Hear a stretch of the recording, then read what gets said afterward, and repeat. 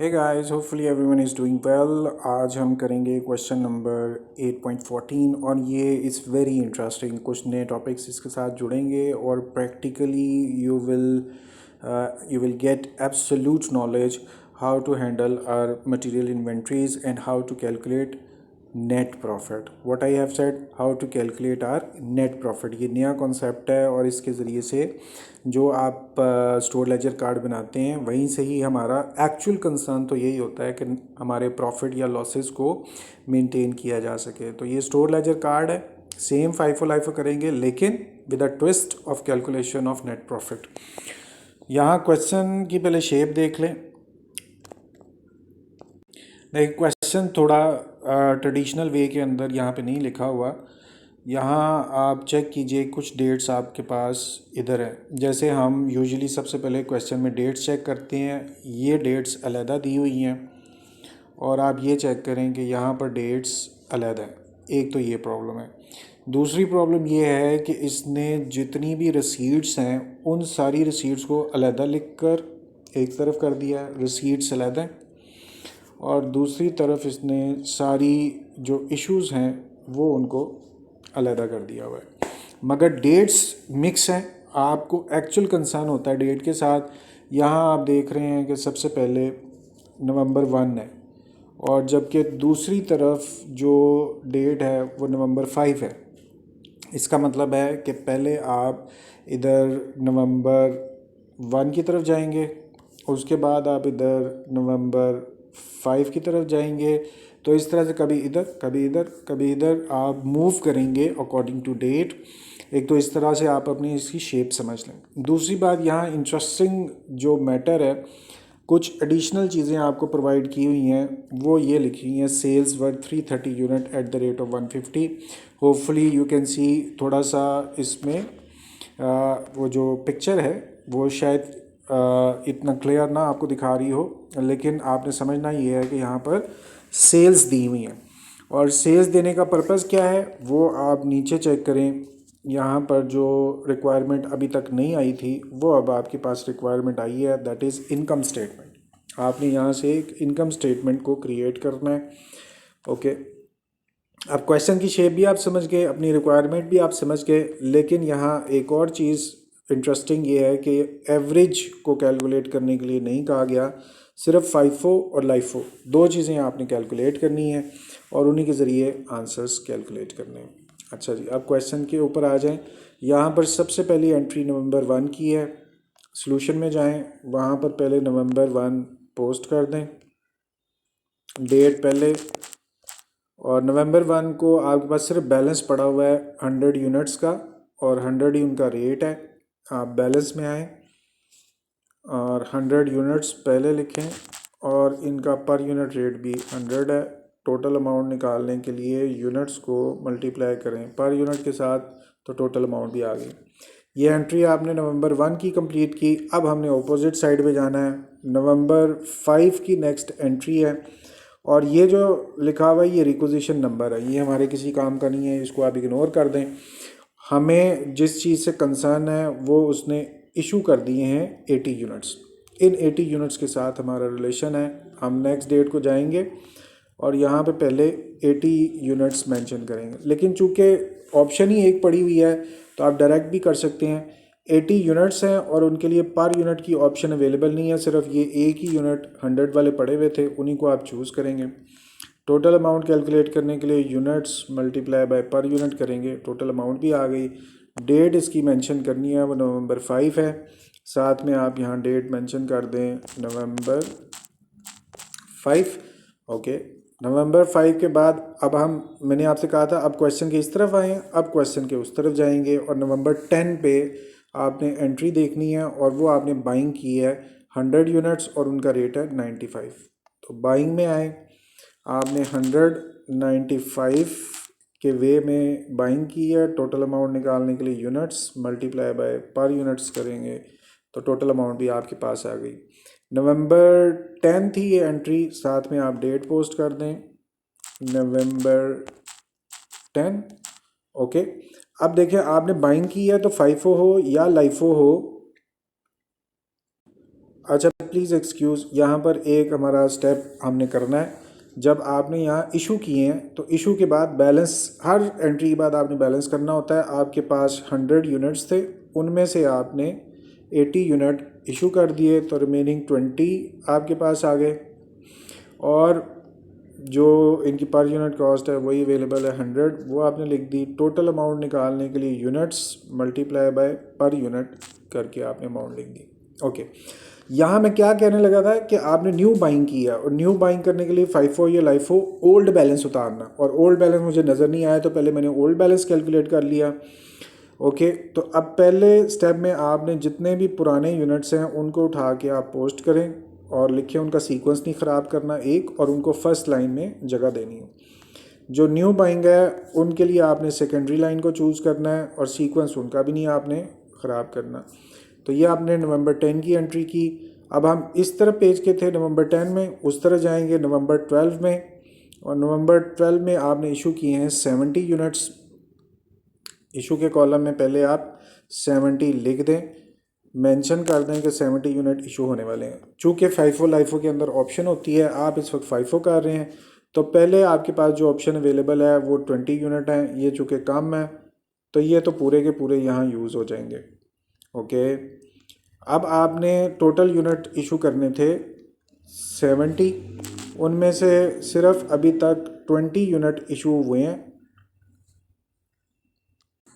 तो remaining 50 units अभी भी इशू होने हैं। और 50 यूनिट्स के लिए क्या, ये तो पूरी ऑप्शन यूज़ हो गई है, तो फिर सेकंड ऑप्शन का 95 आप यूज़ करेंगे, और फिर इनकी टोटल अमाउंट निकालने के लिए units multiply by per unit करके टोटल अमाउंट आप लिख देंगे। इशू हुए 70 यूनिट्स, 20 यूनिट्स आपने पूरे के पूरे यूज़ कर लिए, 100 यूनिट्स आपके पास पड़े हुए थे, उनमें से आपने 50 यूनिट यूज़ किए, तो बाकी 50 अभी भी आपके पास पड़े हैं। ये जो 100 वाले यूनिट थे इनकी पर यूनिट कॉस्ट अवेलेबल है। टोटल अमाउंट निकालने के लिए units multiply by per unit करेंगे, तो टोटल अमाउंट भी आपके पास आ गई। ये आपने नवंबर 10 के बाद नवंबर 12 की एंट्री की थी। साथ में आप डेट मेंशन कर दें नवंबर 12। ओके, नवंबर 12 के बाद अब हम इस पेज पे थे, अब हम इस पेज पे आएंगे। नवंबर 12 के बाद नवंबर 20 आपको नज़र आ रही है, और आपने 200 यूनिट्स परचेज़ किए हैं 90 से 290। तो 200 पहले यूनिट पोस्ट कर दें, 90 पर यूनिट पोस्ट कर दें, और टोटल अमाउंट लिख दें units multiply by per unit. Amount लिख दी 200, और 90 की डेट आपके पास 20 है, नवंबर 20 यहाँ पर आप पोस्ट कर दें। ऑल राइट, ये चूँकि बाइंग की है, और जब बाय करना है तो पहले आपने पुराने यूनिट्स को एज इट इज़ नीचे उतारना है, मगर उनका सीक्वेंस नहीं ख़राब करना, और दूसरी बात उनको फर्स्ट प्रायोरिटी में लिखना है। और जो न्यू यूनिट आपके पास आए हैं उनको आपने हमेशा सेकेंडरी लाइन चूज़ करके लिखना है, और सीक्वेंस उनका भी ख़राब नहीं करना। यूँ आपने एंट्री कंप्लीट की नवंबर 20 की। अब नवंबर 20 में पेज इस तरफ था, आप अब इस तरफ आएंगे, और नेक्स्ट आपने नवंबर 23 की एंट्री करनी है। और मैंने बताया ये सिर्फ रिक्विजिशन का नंबर है, इसको समझ में रखने की ज़रूरत नहीं है। 60 यूनिट्स आपने इशू किए, तो आप पहले इशू के कॉलम में आएँ और 60 मेंशन कर दें। और फाइफो लाइफो के अंदर ऑप्शंस होती हैं। अब ऑप्शन दो हैं, 50 और 200। चूँकि 50 कम है, ये पूरे के पूरे यूज़ हो जाएंगे, इनको तो आप एज इट इज़ उठाकर इशू के कॉलम के अंदर लिखें। अभी आपने टोटल यूनिट जो इशू करने थे वो 60 थे, और उनमें से अभी सिर्फ 50 यूनिट इशू हुए हैं, तो 10 अभी भी बाकी हैं। 50 ये पूरे के पूरे इशू हो गए। अगली ऑप्शन 200 वाली है, तो 200 की कॉस्ट 90 है, तो 10 यूनिट आपने 200 में से लेने हैं। टोटल अमाउंट निकालने के लिए यूनिट्स को मल्टीप्लाई करें आप पर यूनिट के साथ, तो इस तरह से आपकी इशू कंप्लीट हुआ। अब चेक करें बैलेंस, आपने 50 पूरे यूज़ कर लिए, और जो 200 आपके पास बचे हुए थे उनमें से आपने 10 यूज़ किए, रिमेनिंग 190 रह गए। तो चूँकि ये यूनिट 200 में से यूज़ हुए थे, तो बैलेंस भी उसी पर यूनिट पे होगा। अब 190 यूनिट आपके पास हैं, और पर यूनिट 90 है। इस तरह से आपने टोटल अमाउंट भी कैलकुलेट कर ली। 200 में से 200 में से आपने 10 यूज़ किए थे, तो रिमेनिंग आपके पास 190 रह गए। यूँ आपने ये एंट्री कंप्लीट की है। नवंबर 20 के बाद थी नवंबर 23, साथ में आप डेट पोस्ट कर दें नवंबर 23। ओके, और नवंबर 23 के बाद हमें क्या करना है, पहले हम इस पेज पे थे, अब इस पेज पे आएंगे और डेट जो नज़र आ रही है वो नवंबर 28 और बाइंग की है हमने 188 की। तो पहले आप यहाँ यूनिट पोस्ट करें, 188 पर यूनिट है। टोटल अमाउंट निकालने के लिए units multiply by per unit करें, टोटल अमाउंट कैलकुलेट कर लें। साथ में आप डेट मेंशन कर दें, हमारे पास है नवंबर 28।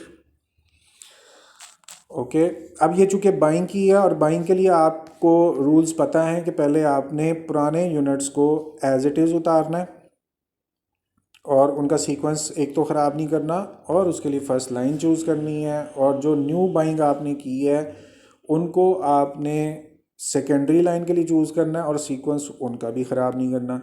इस तरह से नवंबर 28 हमारी एंट्री कंप्लीट हुई। अब नवंबर 28 इधर था। अब अच्छा गाइस, यहाँ पर डेट आप चेक करें कि डेट में थोड़ी सी गड़बड़ है। यहाँ नवंबर 28 लिखा हुआ है, जबकि इससे पहले इधर एक एंट्री हो चुकी हुई है, वो नवंबर 24 की है। अब हमें थोड़ा सा रिवर्स चलना पड़ेगा ताकि क्वेश्चन हमारा एक्यूरेट हो। ओके, आपने नवंबर 23 के बाद की है नवंबर 28, तो नवंबर 28 नहीं करनी, नवंबर 24 करनी है। इस एक एंट्री को हम इसके बाद करेंगे। पहले आप नवंबर 24 पे जाएंगे। ओके, अच्छे वक्त में याद आ गया हमें। नवंबर 24 एक्चुअली क्या हुआ कि ये कि एक एंट्री इधर लिखी हुई, एक एंट्री इधर, एक एंट्री इधर, एक एंट्री इधर, तो नेक्स्ट सीक्वेंस इसके बाद का 23 के बाद बन रहा था कि आप इधर जाएं, लेकिन इधर जाने के बजाय नवंबर 24 नीचे है। Anyhow it's all right. नवंबर 24 के अंदर आपने क्या किया है कि 120 यूनिट्स आपने इशू किए हैं। तो अभी पहले हम नवंबर 24 की एंट्री करेंगे, 120 यूनिट्स इशू करेंगे। तो नवंबर 24 में आपने 120 यूनिट्स इशू करने हैं। पहले आप इनको मेंशन कर दें 120 यूनिट्स। फाइफो और लाइफो में आपके पास ऑप्शंस होती हैं। अब यहाँ आपके पास एक ही ऑप्शन अवेलेबल है, 120 यूनिट्स हैं और सिर्फ ये एक ही यूनिट पड़े हैं 90 वाले, इनको पिक करें, टोटल अमाउंट निकालें, यूनिट्स को मल्टीप्लाई करें पर यूनिट के साथ, तो टोटल अमाउंट भी आपके पास आ गई। ओके जी, अब इसका बैलेंस चेक करें। आपके पास टोटल 190 यूनिट्स थे और इनमें से आपने 120 यूनिट इशू कर दिए, तो रिमेनिंग आपके पास 70 बचे और उनका रेट जो था वो 90 है, उसको भी आपने पुट कर दिया। टोटल अमाउंट निकालने के लिए units multiply by per unit करें और टोटल अमाउंट भी आपके पास आ गई। ये आपने किया नवंबर 24। अब क्वेश्चन में चलते हैं। आपने अभी ये एंट्री की थी नवंबर 24 की, और इसके बाद आपने अब नवंबर 28 की एंट्री करनी है। 100 यूनिट आपने परचेज़ किए 88 के। तो यहाँ पर डेट भी आप पहले मेंशन कर सकते हैं, नवंबर 28, नवंबर 28, और नवंबर 28 को 100 यूनिट्स आपने परचेज़ किए हैं 88 के रेट से। चेक कर लेते हैं। ओके, अब इसकी टोटल अमाउंट निकालें, units multiply by per unit करें, तो टोटल अमाउंट भी आपके पास आ गई। ऑल राइट, अब आपने ये चूँकि नए यूनिट परचेज़ किए हैं तो तरीका यही है, पहले आपने पुराने यूनिट्स को एज इट इज़ उतारना है और उनका सीक्वेंस एक तो ख़राब नहीं करना, और दूसरी बात उनको पहली लाइन के लिए फ़िक्स रखना है। और जो न्यू यूनिट्स आपने परचेज़ किए हैं उनके लिए आपने सेकेंडरी लाइन चूज़ करनी है और उनका भी सीक्वेंस आपने ख़राब नहीं करना। तो यूँ आपके पास 28 की भी एंट्री कंप्लीट हो गई। ओके गाइस, ये एंडिंग इन्वेंट्री में इस वक्त दो चीज़ें आई हैं। ये पुराना फार्मूला लिखा हुआ है, पहले हम इसको डिलीट करते हैं। तो अब आपके पास एक 6300 है और एक 8800 है। इस तरह से आपके पास अमाउंट आएगी 15100। ये अभी आपने फाइफो के नीचे वाले जो आंसर्स हैं उनका पहला पार्ट सॉल्व किया है। ओके गाइज, अब ये है एंडिंग इन्वेंट्री। तो अब क्वेश्चन में ऊपर या नीचे पहले देखेंगे हम कि कौन सा आंसर एंडिंग इन्वेंट्री है, क्योंकि इधर इनकम स्टेटमेंट भी कैलकुलेट करनी है। तो आपने आंसर देखने के लिए टैक्ट अच्छी तरह से पहले सोचना है। एंडिंग इन्वेंट्री हमारे पास है 15,100 और इनकम स्टेटमेंट भी पता करनी है। Let's see the answer. तो अब आपके पास जो क्वेश्चन है उसमें एक तो सबसे पहले हम पॉइंट आउट करते हैं कि एंडिंग इन्वेंट्री फर्स्ट में दी हुई है, अब सेकंड में नहीं दी हुई। दूसरी बात, हमने फाइफो सॉल्व किया तो पहला हिस्सा हमने फाइफो ही करना था वन पार्ट में, और वन पार्ट का आंसर हमारे पास 15,100 है, और ये हमारे जो आंसर हैं वो भी 15,100 है। ओके, एक आंसर हमने निकाल लिया। अच्छा, अब दूसरी बात, यहाँ पर मटेरियल यूज्ड का आंसर नहीं दिया हुआ, लेकिन आपने ख्याल रखना है कि चूँकि हमने इनकम स्टेटमेंट भी कैलकुलेट करनी है, इसलिए हमने मटेरियल यूज्ड का भी आंसर निकालना है। यहाँ पर पहले हम पुराना फार्मूला ख़त्म करते हैं। अच्छा, अब मैं आपको एक और इंटरेस्टिंग चीज़ बताता हूँ कि चूँकि इस क्वेश्चन में रिटर्न्स आई नहीं है, तो आपने बस इन सारी अमाउंट्स को, जो इशू का ये रुपीज़ का कॉलम है, इन सारी अमाउंट्स को जमा करना है। तो आप बजाय इसके कि अलग अलग जमा करें, इकट्ठा भी कर सकते हैं। सम का फार्मूला लगाएं, ब्रैकेट ओपन करें, और आपने इशू के ये वाले रुपीज़ करने थे, ऐसे ही इसको ऊपर ले जाएं, और जहाँ तक ये बन रहा है तो यहाँ आपने सारी सिलेक्शन कर ली, ब्रैकेट क्लोज कर दें, और आपके पास डायरेक्ट ही मटेरियल यूज्ड की अमाउंट आ जाएगी, जो कि 31,200 है। अच्छा, ये मांगी नहीं हुई क्वेश्चन के अंदर, लेकिन मैंने आपको बताया आज हमने इनकम स्टेटमेंट सीखनी है, तो इसके लिए ये इम्पॉर्टेंट है। ओके, अब एंडिंग इन्वेंट्री का आंसर हमें पता चल गया। इस आंसर का कैसे पता चलेगा? जब हम इनकम स्टेटमेंट कैलकुलेट करेंगे। मैं आपको इसके सामने ही इनकम स्टेटमेंट बनाने का तरीका बता देता हूँ, और वो एक सिंपल सा प्रोसीजर है, पहले भी हमने डिस्कस किया हुआ है। एक कॉलम आपको ये वाला चाहिए, और साथ में एक कॉलम आपको इधर वाला चाहिए, और साथ में यहाँ पे आप नरेशन लिखते जाएंगे। देखें, इसके लिए सबसे पहले जिस चीज़ की ज़रूरत है वो आपके पास होती हैं सेल्स, और सेल्स के बाद आपने इसमें से लेस करना है सीजीएस, तो आपके पास आता है ग्रॉस प्रॉफिट। चूँकि ये कॉन्सेप्ट पहले से ही बहुत दफ़ा डिस्कस हो चुके हैं, और ग्रॉस प्रॉफिट में से लेस करना है आपने सारे ऑपरेटिंग या अदर एक्सपेंसेस को। ऑपरेटिंग या अदर एक्सपेंसेस को आप लेस करना। ये सिंपल वे के अंदर मैं लिख के आपको दे रहा हूँ। सारे अदर एक्सपेंसेस या ऑपरेटिंग एक्सपेंसेस को आपने लेस करना है। ये लाइन आपकी लाइन से बाहर चला गया, तो हम इसको, ओके जी, मैंने इसकी सेटिंग खुद ही कर दिया। जो ऑपरेटिंग और अदर एक्सपेंसेस हैं उनको आपने लेस करना है। तो आपके पास जो फाइनल आंसर आएगा वो, उसको हम बोलेंगे नेट प्रॉफिट। होपफुली आपने परफॉर्मा पहले देखा होगा इसका। ये हम आईकॉम से भी, यानी फर्स्ट ईयर से स्टार्ट होता है ये परफॉर्मा, और चलता रहता है। बहरहाल सेल में से सीजीएस लेस करेंगे, सीजीएस से लेस करने के बाद ग्रॉस प्रॉफिट आएगा, उसमें सारे अदर ऑपरेटिंग एक्सपेंसेस लेस करेंगे तो नेट आ जाएगा। अब ये जो कॉस्ट ऑफ गुड्स सोल्ड लिखी हुई है, इसके अंदर तीन चीज़ें आपको समझ में आनी चाहिए। एक आपका मटेरियल है, फिर आपकी लेबर है, और फिर आपके एफओएच के एक्सपेंसेस हैं। लेकिन आपको क्वेश्चन, चूँकि अभी ये सिंपल है, इसके अंदर बाकी के एक्सपेंसेस तो नहीं पता, लेकिन सिर्फ मटेरियल का ख़र्चा हमें पता है। जो मटेरियल आपने यूज़ किया है उसके एक्सपेंसेस हमें पता है, और वो आपको अभी हमने क्वेश्चन में निकाले हैं। यहाँ देखें, ये मटेरियल यूज्ड का आंसर निकला हुआ है 31,200। ये इसलिए ज़रूरी था। और चूंकि क्वेश्चन के अंदर ना तो हमारे पास लेबर है ना एफओएच है हमारे पास, तो इस मटेरियल को ही हम कॉस्ट ऑफ गुड्स सोल्ड समझ लेंगे। इसका मतलब ये हुआ कि मटेरियल का जो एक्सपेंस है, मटेरियल यूज्ड का जो हमने यहाँ निकाला हुआ है, यही इस वक्त आपकी कॉस्ट ऑफ गुड्स सोल्ड है। बात फॉलो किया आपने? यहाँ चाहिए थे मटेरियल के, लेबर के और एफओएच के एक्सपेंसेस, वो है नहीं क्वेश्चन के अंदर। सिर्फ मटेरियल के हैं, लेबर और एफओएच को आप ज़ीरो कंसिडर कर लें, तो यही आपके पास टोटल आपकी कॉस्ट है, कॉस्ट ऑफ गुड्स सोल्ड। अब क्वेश्चन में आप वापस आएँ। यहाँ पर सबसे पहली दफ़ा मैंने आपको पॉइंट आउट किया था कि एक नई चीज़ आपके पास आई है सेल की सूरत में। तो आप यहाँ देख रहे हैं, आपने सेल किया है 330 यूनिट्स को, और 150 उनका रेट है। वही हम इधर लगाएंगे। 330 यूनिट्स हैं और 150 के रेट से आपने सेल की है। एक दफ़ा फिर आप चेक कर लें, 330 यूनिट्स और 150 के रेट से सेल की, ये इसकी सेल प्राइस आ गई। ओके, अब यहाँ से आपने इसको लेस करना है और ऑपरेटिंग और अदर एक्सपेंसेस को भी ढूंढना है। पहले हम लेस कर लेते हैं,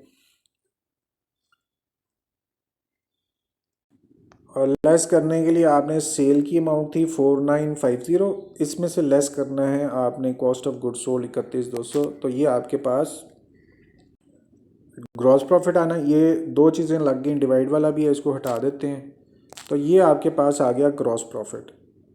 अच्छा जी, और इस ग्रॉस प्रॉफिट को थोड़ा सजा लेते हैं, ऊपर एक लाइन लगा लेंगे ताकि लेंज गाइस, ये हमारे पास ग्रॉस प्रॉफिट आ गया, और ग्रॉस प्रॉफिट को मैं बोल्ड कर देता हूँ कि ये एक आंसर है, ये भी काम का। अब ये जो चीज़ लिखी हुई है ऑपरेटिंग और अदर एक्सपेंसेस, ये आपके पास कहाँ से आएंगे? आप क्वेश्चन में जाएं वापस, और वहाँ पर कुछ लाइंस लिखी हुई हैं, उनको आप गौर से पढ़ें। पहले तो ये लिखा हुआ है 6000 और 2000, ये क्या चीज़ें हैं वो आपको ऊपर वाली लाइन में दिख रहा है कि मार्केटिंग और एडमिन, ये सारे अदर एक्सपेंसेस हैं, और टोटल अदर एक्सपेंसेस में 6000 और 2000 है, तो टोटल 8000 हो गया। अब इन अदर एक्सपेंसेस को आप इधर ले आएँ और 8000 यहाँ पर पोस्ट कर दें जो अदर एक्सपेंसेस हैं, और चूंकि अदर एक्सपेंसेस को भी हमने साथ में लिखा हुआ है कि उनको भी लेस करना है। अब आपके पास जो फाइनल रिज़ल्ट आएगा, आपने ग्रॉस प्रॉफिट में से जो अदर एक्सपेंसेस हैं उनको भी लेस करना है। आपके पास ग्रॉस प्रॉफिट आया हुआ है 18300, और इसमें से अदर एक्सपेंसेस इनको भी आप लेस कर दें, तो आपके पास जो इस वक्त नेट प्रॉफिट आया है वो 10300 है। ओके, अब आपने ये दूसरा आंसर है, इसको भी मैं बोल्ड कर देता हूँ, 10300 है। एक्चुअली आपका जो नेट प्रॉफिट है वो 10300 है। अब आप आंसर चेक करते हैं कि कहाँ पे नेट प्रॉफिट का आंसर अवेलेबल है। तो बुक में गए और वहाँ पर आप चेक करें कि नीचे उसने नेट प्रॉफिट दिया हुआ है, और चूँकि पहले पार्ट का नेट प्रॉफिट आपने सॉल्व किया है तो वो 10300 यहाँ पे आपको नज़र आ रहा होगा। ओके, 10300 नेट प्रॉफिट, और हमारे पास भी 10300 नेट प्रॉफिट। बस इस जगह पे रुकें और ये इनकम स्टेटमेंट को चेक कर लें। ये बहुत सिंपल सी एक चीज़ है, वैसे पहले काफ़ी दफ़ा की हुई है। यहाँ पर हम इसकी हेडिंग अलहदा से लिख देते हैं, इनकम स्टेटमेंट। ओके, और ये जो इतना पार्ट हमने सॉल्व किया ये फाइफो के हिसाब से है। अब इस जगह पर हम लाइफो के हिसाब से भी उसको सॉल्व कर लेंगे, हमारे पास ये जगह बची हुई है। तो ये इनकम स्टेटमेंट का आंसर आपने निकाला 10300, फिर आपने एंडिंग इन्वेंट्री का आंसर निकाला 15100, और मटेरियल यूज़ का आंसर निकाला 31200, और इसी 31200 को आपने इधर पोस्ट किया था। अच्छा जी, अब यहाँ रुक के पहले आप थोड़ी सी ब्रेक लें, इस पूरे क्वेश्चन को अच्छी तरह चेक करें, कोई मसला हो, डिस्कशन हो, उसको नोट करें, और फिर मेरे से बात करें, और इसके बाद हम इंशाल्लाह ताला यही सारा प्रोसीजर लाइफो के साथ करते हैं।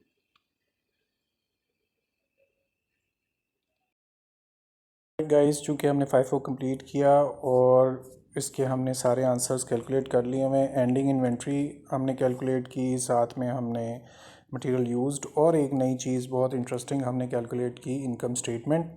अब बिल्कुल इसी तरीके से हम लाइफो को कैलकुलेट करेंगे, और मेथडोलॉजी में वही जो पुराना ट्रेडिशनल वे है, लास्ट इन फर्स्ट आउट को हम फॉलो करेंगे। और चूंकि इसके अंदर सिर्फ रसीट सेम होती हैं, और इस क्वेश्चन में सिवाय बैलेंस के कोई चीज़ सेम नहीं है, तो हम इसकी सारी चीज़ों को पहले इरेज कर देते हैं, और फिर हम अपने क्वेश्चन की तरफ देखते हैं। ओके, तो सबसे पहले आपने नवंबर 1 की एंट्री 100 और 100 बैलेंस वाली वो एज इट इज़ की हुई है, there will not be any difference. अब हम अपने क्वेश्चन की तरफ चलते हैं। ओके जी, क्वेश्चन में हमने नवंबर 1 की एंट्री 100 बैलेंस वाली की हुई है। उसके बाद जो नेक्स्ट एंट्री हमने करनी है वो नवंबर 5 है, और उसमें ये सिर्फ रिक्विजिशन का नंबर है, ये काम का नहीं है। 80 यूनिट्स हमने इशू करने हैं। ये सारी एंट्रीज़ जो हैं वो इशू की हैं, जो राइट साइड पे हैं। तो 80 यूनिट्स अब हम इशू करते हैं, और फॉलो हमने करना है लाइफो मेथड। इशू के कॉलम में जाएं और 80 यूनिट्स आपने इशू करने हैं। फाइफो हो या लाइफो हो, उसमें ऑप्शंस होती हैं, मगर चूँकि इस क्वेश्चन में एक ही ऑप्शन है 100 वाली, बस उसी को आप पिक करेंगे और टोटल अमाउंट निकालने के लिए units multiply by per unit करके टोटल अमाउंट कैलकुलेट करके लिख देंगे। ये आपने सितंबर 5 की एंट्री की, और चूंकि आपने ये इशू किया है तो इशू की वजह से 100 यूनिट आपके पास थे और उनमें से आपने 80 यूनिट इशू कर दिए, तो आपके पास 20 यूनिट्स रह गए, और जिनकी पर यूनिट कॉस्ट ऊपर मेंशन्ड है 100। टोटल अमाउंट निकालने के लिए units multiply by per unit करके आपने टोटल अमाउंट निकाल लेनी है। नवंबर 5 के बाद राइट पेज से हम लेफ़्ट पेज पे आएंगे और नवंबर 10 की एंट्री अब करनी है। नवंबर 10 में हमने परचेज़ किया 195, परचेज़ के कॉलम में आए और 195 पर यूनिट और टोटल अमाउंट निकालने के लिए यूनिट्स को मल्टीप्लाई करेंगे पर यूनिट से, तो टोटल अमाउंट हमारे पास आ गई। ये चूँकि बाइंग है, बाइंग करने के लिए रूल यही है कि पहले आपने पुराने यूनिट्स को एज इट इज़ उतारना है, और चूँकि मैंने हर दफ़ा ये आपको साथ साथ में बता रहा हूँ, इनका सीक्वेंस ख़राब नहीं करना और ना ही इनकी पोजीशन, इनको पहली लाइन में लिखना है। और जो आपने न्यू यूनिट्स परचेज़ किए हैं इनके लिए सेकेंडरी लाइन चूज़ करनी है, और डाउनवर्ड इनकी पोस्टिंग है जहां आपने लिखना है। ओके, नवंबर 10 की एंट्री कंप्लीट हुई। नवंबर 10 के बाद आप दूसरी साइड पे जाएंगे, वहाँ पे नवंबर 12 हमें नज़र आ रहा है, और ये सिर्फ रिक्विजिशन नंबर है। 70 यूनिट्स आपने इशू किए। अब आप इशू के कॉलम में आए और वहाँ 70 यूनिट्स मेंशन करें पहले। और चूँकि फाइफो लाइफो में आपके पास ऑप्शन होती हैं और हम फॉलो कर रहे हैं लाइफो, तो हमारे पास ऑप्शंस जो अवेलेबल हैं उसमें ये नीचे के 100 यूनिट्स पड़े हुए हैं जो कि एक्सेसिव हैं, तो सारे यूनिट यहीं से इशू हो जाएंगे। नंबर ऑफ़ यूनिट 70 हैं और उनके लिए पर यूनिट कॉस्ट 95 अवेलेबल है। टोटल अमाउंट निकालने के लिए आपको यूनिट्स को मल्टीप्लाई करना है पर यूनिट से, तो टोटल अमाउंट भी आ गई। और नेक्स्ट प्रोसीजर बैलेंस करने का, चूँकि आप इसने 20 यूनिट्स को तो आपने यूज़ ही नहीं किया, इनको आपने एज इट इज़ लिखना है और तरतीब सीक्वेंस ख़राब नहीं करना ऊपर की लाइन में। और दूसरे जो आपके पास 100 यूनिट्स थे इनमें से आपने यूज़ कर लिए 70, तो बचे 30। और ये कौन से थे 100 यूनिट्स? 95 पर यूनिट वाले रेट थे, वो आपने लिख दिया। टोटल अमाउंट निकालने के लिए यूनिट्स को मल्टीप्लाई करें पर यूनिट से, तो टोटल अमाउंट भी आपके पास आ गई। ये एंट्री नवंबर 12 की थी जो इस तरफ थी। अब उस तरफ चलते हैं। नवंबर 12 के बाद जो फॉलो करना है वो नवंबर 20 है, और इसमें आपने बाइंग की 290। तो बाइंग वाली साइड पे आए और यहाँ 200 यूनिट्स हैं और 90 पर यूनिट है। टोटल अमाउंट कैलकुलेट करें, units multiply by per unit करके 18,000 आपके पास एंट्री आ गई। ये चूँकि आपने बाइंग की है, और बाइंग करने के लिए रूल ये हैं कि पहले आपने पुराने यूनिट्स को एज इट इज़ नीचे उतारना है, उनका सीक्वेंस भी ख़राब नहीं करना, और उनको उतारना भी पहली लाइन के अंदर है। जो न्यू यूनिट्स आप बाय किए हैं इनको आपने सेकेंडरी लाइन के लिए फ़िक्स रखना है और इनका भी सीक्वेंस नहीं ख़राब करना। तो यूँ आपके पास नवंबर 20 की एंट्री कंप्लीट हुई जो कि इस साइड पे थी। अब नवंबर 20 के बाद हमें नज़र आ रहा है नवंबर 23। ये रिक्विजिशन नंबर है, ये काम का नहीं है, और आपने 60 यूनिट्स इशू किए हैं। 23 में आए, यहाँ मेंशन कर दें 60 यूनिट्स आपने इशू करने हैं। और फाइफो लाइफो के अंदर ऑप्शन होती है, चूँकि आप यहाँ पर लाइफो कर रहे हैं तो आपके सारे यूनिट्स इधर नीचे से ही पूरे हो जाएंगे। तो 60 यूनिट आपने इशू करना है और उनकी पर यूनिट कॉस्ट 90 है। पहले टोटल अमाउंट कैलकुलेट कर लें, units multiply by per unit करके टोटल अमाउंट आपके पास आ गई।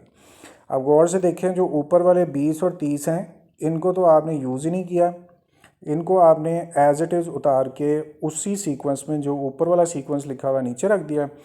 और आपके पास 200 यूनिट जो थे इनमें से आपने 60 यूनिट इशू कर दिए, रिमेनिंग 140 रह गए, और 140 का रेट 90 है। इस तरह से आपके पास अमाउंट आएगी units multiply by per unit करके। ओके जी, ये एंट्री नवंबर 23 की थी। और नवंबर 23 के बाद अब आपने नवंबर 24 करना है। ये रिक्विजिशन नंबर है, काम का नहीं है। 120 यूनिट्स आपने अब इशू करने हैं। तो दोबारा इसी लाइन के अंदर आएँ, पहले मेंशन कर दें कि हमने 120 यूनिट्स इशू करने हैं। और चूँकि आप ये लाइफो को फॉलो कर रहे हैं तो जो मल्टीपल ऑप्शंस आपके पास अवेलेबल हैं उनमें से पहले डाउनवर्ड जो लास्ट लाइन में लिखे उनको यूज़ करना है। ये यूनिट्स ऑलरेडी बहुत ज़्यादा हैं, 140 हैं, तो इसी में से ही पूरे के पूरे 120 इशू हो जाएंगे। यहाँ आके पहले 120 यूनिट्स लिखें और इनकी पर यूनिट हमारे पास अवेलेबल है 90, उसको पोस्ट कर दें। टोटल अमाउंट निकालें, units multiply by per unit, total amount हमारे पास आ गई। ओके, अब ज़रा बैलेंस को चेक करें। ऊपर वाले 20 और 30 again we have not used these 20 and 30 units. इनको तो आप ऐसे ही पोस्ट कर दें नीचे, ना इनकी वैल्यूज़ चेंज करनी है और ना इनका सीक्वेंस ख़राब करना है। ओके, जो रिमेनिंग आपके पास 140 यूनिट्स थे, इनमें से आपने 120 यूनिट यूज़ कर लिए जिनकी पर यूनिट कॉस्ट 90 थी। अब इनकी भी टोटल अमाउंट आप कैलकुलेट कर लें, units multiply by per unit. Okay, ये हमने नवंबर 24 की एंट्री कंप्लीट की। अब दूसरी तरफ चलते हैं, वहाँ नवंबर 28 की एंट्री करनी है और हमने बाइंग की है 188 की। तो यहाँ पर आप आएँ और 100 और 88 पर यूनिट कॉस्ट थी। ओके, टोटल अमाउंट निकालने के लिए यूनिट्स को मल्टीप्लाई करें पर यूनिट से, टोटल अमाउंट भी आ गई। ये चूँकि आपने बाइंग की है, बाइंग करने का रूल ये है कि पहले आपने पुराने यूनिट्स को एज इट इज़ उतारना है और उनको नीचे पोस्ट करना है। इनका सीक्वेंस भी ख़राब नहीं करना, लिखना भी पहली लाइन के अंदर है। और जो न्यू यूनिट्स आपने बाई किए हैं इनको आपने लास्ट लाइन में लिखना है और इनका भी सीक्वेंस ख़राब नहीं करना। तो अब हमारे पास ये एक एंट्री नहीं है, ये बहुत सारी एंट्रीज़ हमारे पास अवेलेबल हैं जो बैलेंस में बची हुई हैं और ये सारे के सारे एंडिंग इन्वेंट्रीज़ हैं। अब आपने जब एंडिंग इन्वेंट्री निकालनी है तो यहाँ पर इन चारों को आपने प्लस करना है, 2000 को, फिर 28 को, फिर 18 को, फिर 88 को, सारों को प्लस करना है तो आपके पास एंडिंग इन्वेंट्री आएगी।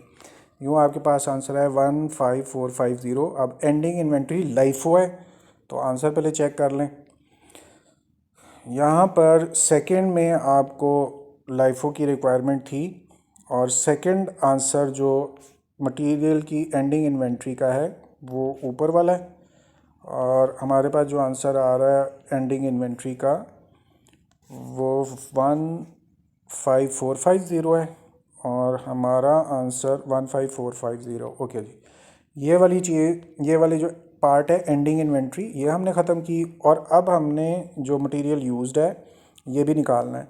अच्छा, यहाँ पे फार्मूला पहले का ही लगा हुआ है और फार्मूले में चूँकि हमने यहाँ नीचे आप जज करें, आपने पूरे कॉलम का ही प्लस लगाया हुआ है तो आपके पास ऑटोमेटिकली सारी की सारी अमाउंट्स कैलकुलेट होके सम होके आई हुई हैं। मैं एक दफ़ा आपको दोबारा भी लगाना सिखा देता हूँ। आपने लिखना है इज़ इक्वल टू, उसके आगे सम लगाना है और किसको सम करना है, आपने इस कॉलम के सबसे शुरू से यानी इशू के पूरे रुपीज़ का आपने टोटल करना है और कॉलम के एंड तक आपने लिख लेना है, ब्रैकेट क्लोज कर देनी है।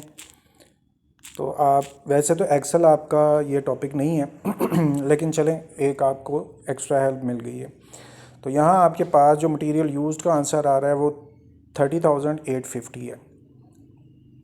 ओके, अब हमने नेट प्रॉफिट निकालना है और उसके लिए वही स्टेटमेंट जो पहले से आपने यूज़ की हुई है वही, उसके लिए सेल्स आपने चेंज नहीं करनी, वही रखना है और जो ऑपरेटिंग एक्सपेंसेस हैं वो भी उसी के साथ रहना है जो हमने क्वेश्चन के अंदर यहाँ पहले पढ़ा था। सेल यहाँ पर गिवन है, वही वाली सेल्स आपने उठानी है। 330 यूनिट्स को 150 से मल्टीप्लाई करके ये सेल्स आ गई और उसके बाद आपके पास जो सेकंड ऑपरेटिंग एक्सपेंसेस हैं और अदर एक्सपेंसेस हैं वो 6000 और 2000 है, 8000 हो गए।